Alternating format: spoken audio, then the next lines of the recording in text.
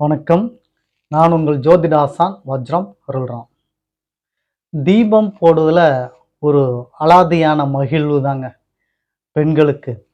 என்ன சந்தோஷம் அப்படின்னா, பெண்களுக்கு மட்டும் இல்ல, நமக்கே ஒரு தீபத்தை பார்க்கும்போது பூஜை அறையில அல்லது வாயில்ல, நிலக்கதவு இங்கெல்லாம் பார்த்தீங்கன்னா தீபம் வைப்பாங்க. பார்க்கும்போது எவ்வளவு டென்ஷனா இருந்தாலும், எவ்வளவு ஒரு மனபாரம், மன அழுத்தம் இருந்தாலும், அந்த தீபத்த கவனிக்கும்போது, உங்களை அறியாமையிலேயே மனம் ஒரு பாரமற்று லேசானதாக, ஒரு பக்தி உணர்வு, ஒரு இறை உணர்வு, இது போன்ற ஒரு ஃபீல் ஆகும் உங்களுக்குள்ள. ஒரு உணர்வுகள் உங்களுக்குள்ள வரும் வந்து. அந்த அளவிற்கு ஒரு மகத்துவம் வாய்ந்தது தான் இந்த தீபம். இந்த தீபம் போடுவதற்கு பெண்களுக்கு ஒரு அலாதியான விருப்பம் உண்டு. அந்த தீபம் போடுறதுல இவங்களுக்கு நிறைய சிக்கல் இருக்கு. என்ன அப்படின்னு சொல்லி பார்த்தோம்னா, இந்த தீபம் கிழக்கு முகமாக போட வேண்டுமா? மேற்கு முகமாக போட வேண்டுமா? தெற்கு முகமாக போட வேண்டுமா? வடக்கு முகமாக போட வேண்டுமா? இது எந்த முகமாக வைத்து போட்டால் நல்லது அப்படின்னு சொல்லி ஒரு குழப்பம். அதற்கு அடுத்து பார்த்தீங்கன்னா, ஆ காமாட்சி விளக்குல தீபம் போடுவதா? அல்லது பஞ்சமுக குத்து விளக்குல போடுவதா? அல்லது அகல் விளக்குல போடுவதா? எந்த விளக்குல போட்டா பலன் நல்லது? அப்படின்ற ஒரு குழப்பம். அதை அடுத்து எந்த திரியில போடுவது? பஞ்சு திரியில போடுவதா? இலவம் பஞ்சு திரியில போடுவதா? அல்லது நூல் ஆடையில, துணியில வந்து போடவா? அல்லது தாமரை இதழ் நார்ல போடவா? இப்படி எந்த திரியை வைத்து போடவு? அதற்கு அடுத்தது எந்த ஆயில் அப்ளை பண்ணலாம்?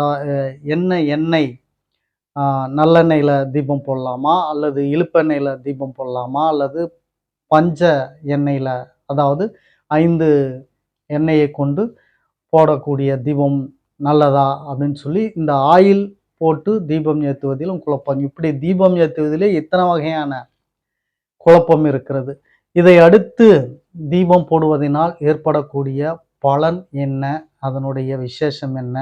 அப்படின்றத எல்லாம் தாங்க இந்த பதிவுல நம்ம பார்க்க போறோம். பதிவுக்குள் செல்வதற்கு முன்னால் புதிதாக நமது சேனல பார்த்துக்கிட்டு இருக்கவங்களுக்கு ஒரு சில வார்த்தைகள். உறவுகளே, நீங்கள் சொந்த பந்தங்கள், உற்றார் உறவினர்கள், நண்பர்கள் மற்றும் அக்கம் பக்கத்தில் உள்ள அத்துணை நபர்களிடம் நமது சேனலை எடுத்துச் சொல்லி அவர்களை சப்ஸ்கிரைப் செய்ய சொல்லுங்கள். நாம் ஸ்ரீ ஜெயகௌரி ஜோதிடாலய நிறுவனம் ஒன்றை நடத்தி கொண்டு வருகிறோம். அந்த நிறுவனத்தின் வழியாக இல்லாதவர்களுக்கும், இயலாதவர்களுக்கும், ஏழை எளியவர்களுக்கும் நம்மால் முடிந்த உதவிகளை செய்து கொண்டு வருகிறோம். அது மட்டும் அல்லாமல் ஆலயப் பணிகள், இறை தொண்டுகள், ஓமம் வளர்ப்பது, வேலி வளர்ப்பது இது போன்ற நிகழ்வுகளையும் நாம் செய்து கொண்டு வருகிறோம். நாம் செய்யும் இந்த செயல்களினால் கிடைக்கப் பெறக்கூடிய புண்ணியங்கள் அத்துணையும் கௌரி ஆன்மீக சேனலின் பார்வையாளராக இருக்கக்கூடிய உங்களுக்கும், உங்கள் குடும்பத்தாருக்கும் கட்டாயம் கிடைக்கும் என்பதில் மாற்று கருத்து வேண்டாம் உறவுகளே. எனவேதான் சொல்கிறேன், எல்லோரிடத்திலும் எடுத்துச் சொல்லி அவர்களை சப்ஸ்கிரைப் செய்யச் சொல்லுங்கள். முதலில் பார்த்து கொண்டிருக்கக்கூடிய நீங்கள் சப்ஸ்கிரைப் செய்து விடுங்கள். அருகில் இருக்கக்கூடிய பெல் பட்டனை ப்ரெஸ் பண்ணிக்கோங்க. அப்பதான் நம்ம பதிவு எல்லாமே உங்களை வந்து சேரும். அடுத்தது லைக் பண்ணுங்க, ஷேர் பண்ணுங்க. இப்போ பதிவுக்குள்ள போகலாம். வாங்க உறவுகளே.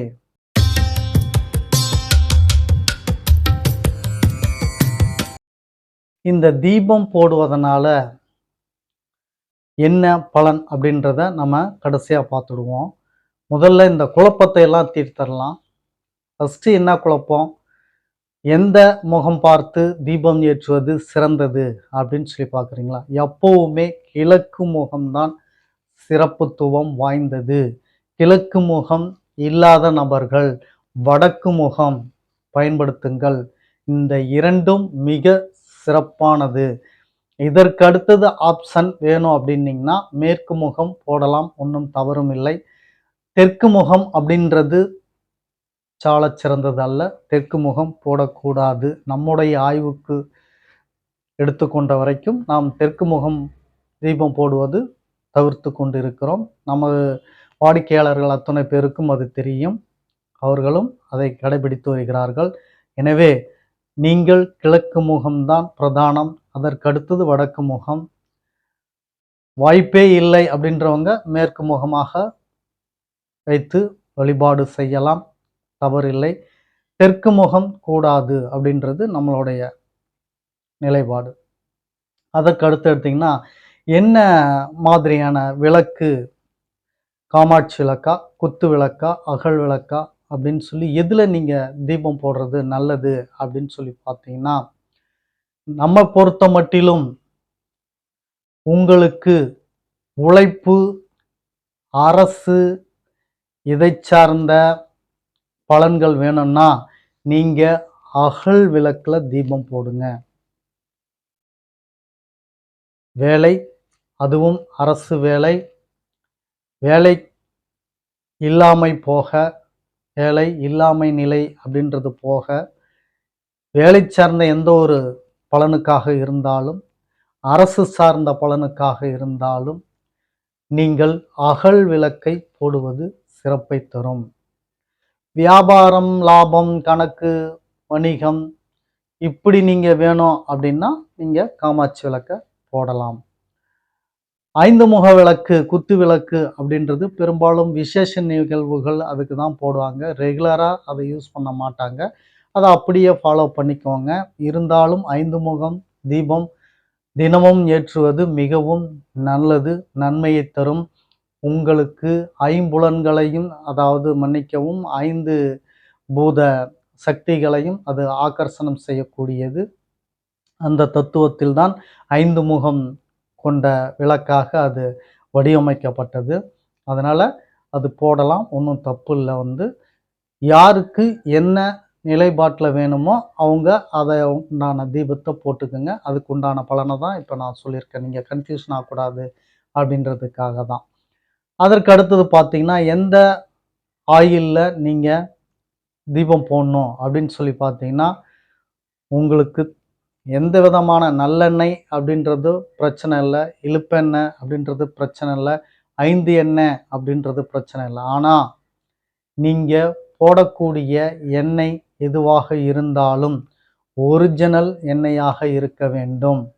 நம்மை பொறுத்த மட்டிலும் பசுநெய், ஒரிஜினல் நெய் தீபம் இடுவது சாலச் சிறந்தது. மிகுந்த ஒரு அபரிதமான ஒரு ஆக்கர்ஷண சக்தியை உங்களுக்கு அது தரும். அதனால் அது செய்யுங்கள்.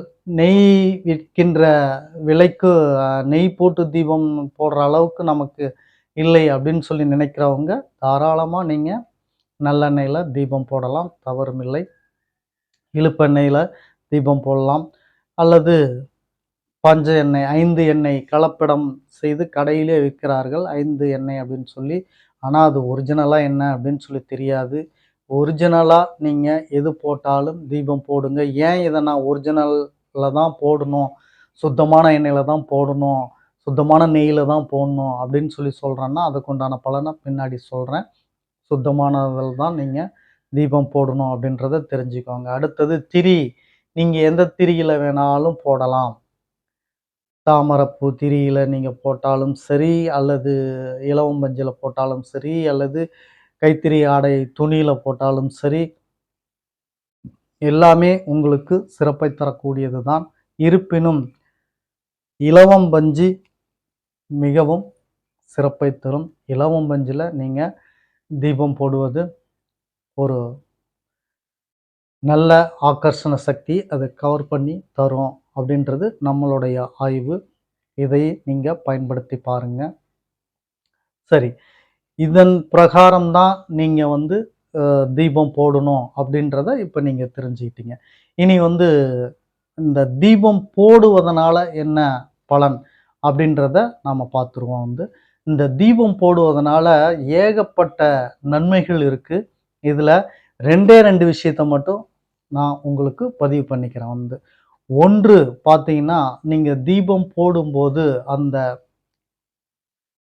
தீபத்தினுடைய ஜுவாலைகள், அந்த ஜுவாலைகள் அது விடக்கூடிய கதிர்வீச்சு இந்த காற்றில் கலந்து வீடு முழுவதும் அது பரவும். அப்படி பரவும்போது உங்களுக்கு அந்த ஆயில், அந்த திரியினுடைய தன்மை, அந்த தீபம் போட்டிருக்க விளக்கின் தன்மைகள், இது 3ம் சங்கமித்து உங்கள் வீடு முழுவதும் நிரம்பும். அந்த கதிர்வீச்சுகள் காற்றில் கலந்து வீடு முழுவதும் நிரம்பும். அப்படி நிரம்பும் பொழுது உங்கள் வீட்டில் இருக்கக்கூடிய துர்சக்திகள், துர்நாற்றங்கள், துர்ச்சார்ந்த எந்த ஒரு இதாக இருந்தாலும் ஓடிவிடும். அதற்காகத்தான் தீபம் இடுவது, அதாவது தீபம் போடுவது. சயின்டிஃபிக் முறையிலே, அதாவது அறிவியல் ஆய்வு கூறுகளும் இதைதான் சொல்கிறது. இந்துக்களுக்கு எப்படி இதெல்லாம் தோன்றியதோ, எப்படி இதெல்லாம் கண்டுபிடித்தார்களோ தெரியவில்லை. தீபம் போடும் பொழுது அந்த தீபத்தின் திரியின் தன்மை, ஆயிலின் தன்மை, அந்த விளக்கின் தன்மை மூன்றும் சங்கமித்து அந்த வீட்டில் ஆகர்ஷணம் செய்யும் பொழுது துர்சக்தி எதுவாக இருந்தாலும் வெளியே கலைந்திடுகிறது என்று அறிவியல் ஆய்வு சார்ந்த நிகழ்வு ஒத்துக்கொண்டிருக்கிறது. ஆய்வு செய்து பார்த்து இது சரியான முறை அப்படின்னு சொல்லி இன்னைக்கு வெளிநாட்டவர்களும் இதை கடைபிடிக்கிறார்கள், பின்பற்றுகிறார்கள். குறிப்பாக சிலர் நீம் ஆயிலை பயன்படுத்திலாம் வெளிநாட்டில் போடுறாங்க. அது அவங்களுக்கு உண்டான ஒரு சயின்டிஃபை முறையில் அது அவங்க யூஸ் பண்ணிக்கிறாங்க. இங்கே நாம் பயன்படுத்தக்கூடியது நம்ம சொன்ன ஆயிலை பயன்படுத்தலாம், அதுதான் நல்லது. தீபம் போடுவதனால் ஒரு பலன் இது உங்களுக்கு அறிவியல் ஆய்வுபூர்வமாகவும் இது கிடைச்சிடுது. ஆன்மீக ரீதியாக எடுத்துக்கிட்டோம்னா தீபம் அப்படின்றது ஒரு மங்களம். நான் முன்பு சொன்னது போல நீங்கள் எவ்வளவு ஒரு ஸ்ட்ரெஸ்ஸில் இருந்தாலும் சரி, டிப்ரெஷனில் இருந்தாலும் சரி, ஒரு என்ன சொல்கிறது, ஒரு பதட்டம், ஒரு கோபம், இப்படி மனநிலைக்கு எதிரான நிலையில் நீங்கள் இருக்கும் பொழுது நீங்கள் எந்த ஒரு முயற்சியும் செய்ய தேவையில்லை. நேரே பூஜை அறைக்கு வந்து தீபம் ஏற்றிவிட்டு அப்படியே அமர்ந்து ஒரு 2 நிமிடம் அந்த தீபத்தை பார்த்து கண்களை மூடினீர்கள் என்றால் போதும். தீபத்தை பார்த்துவிட்டு அதை அப்படியே உங்கள் மனதில் நிறுத்தி கொள்ள வேண்டும். அந்த தீபத்தின் உருவத்தை அப்படியே நிறுத்தி கொண்டு ஒரு 2 நிமிடம் கண்ணை மூடினீர்கள் என்றால் உங்கள் நெற்றி பொட்டில் அந்த தீபமோட பிம்பம் தெரியும், அல்லது உங்கள் கண்முன் அந்த தீபத்தினுடைய உருவம் வந்து போகும். அது ஒருநிலைப்படுத்தி நீங்கள் நிறுத்திவிட்டால் உங்கள் மனம் சாந்தி அடைந்து விட்டது என்று அர்த்தம். அதை ஒருநிலைப்படுத்தாமல் வந்து போகிறது, தேவையில்லாத எண்ண ஓட்டங்கள் குறுக்கீடு செய்கிறது அப்படின்ற ஒரு நிலைப்பாடு இருக்கும்போது நீங்கள் இன்னும் கொஞ்சம் கால அவகாசம் எடுத்து இன்னும் நீங்கள் ஒருநிலைப்படுத்துவதற்கு முயற்சி பண்ணீர்கள் என்றால் உங்களது மன கஷ்டங்கள், பாரங்கள், மன உளைச்சல்கள், துன்பங்கள் அத்தனையும் அகன்றுவிடும். அவ்வளவு ஒரு அரிய பொக்கிஷம் வாய்ந்ததுதான் இந்த தீபம். இந்த தீபத்தினுடைய தன்மை இவ்வளவு மகத்துவம் வாய்ந்தது. அதேபோல் மாலை வேளையிலும் காலை வேளையிலும் கட்டாயம் தீபம் நீங்கள் போட்டு ஆக வேண்டும். காரணம், பிரம்ம வேளையில் கட்டாயம் தீபம் எரியும் வீட்டிற்கு தான் பிரம்மாவும் மற்றும் இதர தேவர்களும் தெய்வங்களும் வந்து சேருவார்கள், பார்வையிடுவார்கள். அவர்கள் பார்வையிடும் அந்த வீடு சுபிக்ஷமடையும். மாலை வேளையில் அம்மனுக்கு உகந்த வேளை மாலை வேளை. மாலை வேளையில் தீபம் போடுவதனால் அம்மனுடைய அனுகிரகம் பரிபூரணமாக கிடைக்கும். எந்தெந்த வீட்டில் மாலையில் 5 மணிக்கு தீபம் ஏற்றுகிறீர்களோ 5 மணியிலிருந்து 7 மணி வரைக்கும் தீபம் எரிந்து கொண்டு இருக்க வேண்டும். 5:30க்கு போட்டால் கூட ஒன்றும் தப்பு இல்லை. 5 to 7 தீபம் எரிய வேண்டும். அம்மனின் அருள் வேண்டும் உங்களுக்கு என்றால் அம்மனுக்கு மிகுந்த வேலை இந்த மாலை வேலை. மாலை வேளையில் தான் அம்மன் வீடு வீடாக தரிசனம் தர வருவார். எந்த வீட்டில் என்னை வரவேற்கிறார்கள் அப்படின்னு சொல்லி பார்ப்பாங்க. லட்சுமி தேவி ஆகட்டும், அன்னையாகட்டும், மாரி அன்னையாகட்டும், அம்மனின் அவதாரத்தில் உள்ள அத்தனை சக்திகளும் மாலை வேளையில் தான் வீதி வழி வரும் வலம் வருவார்கள். அப்பொழுது நீங்கள் தீபம் ஏற்றும் பொழுது மங்களகரமாக நிலைவாயிலிலோ அல்லது பூஜை அறையிலோ தீபம் எரியும் பொழுது அன்னையின் அருள் உங்களுக்கு பரிபூரணமாக கிடைக்கும். இவ்வளவு மகத்துவம் எல்லாம் இந்த தீபம் போடுறதுல இருக்கு. ஒரு சிறப்பான பதிவை இன்னைக்கு நீங்கள் பார்த்துருப்பீங்க. மீண்டும் அடுத்த பதிவில் உங்களை சந்திக்கும் வரை உங்களுக்கு நன்றி, வணக்கம் சொல்லிக் கொள்கிறேன் உறவுகளே.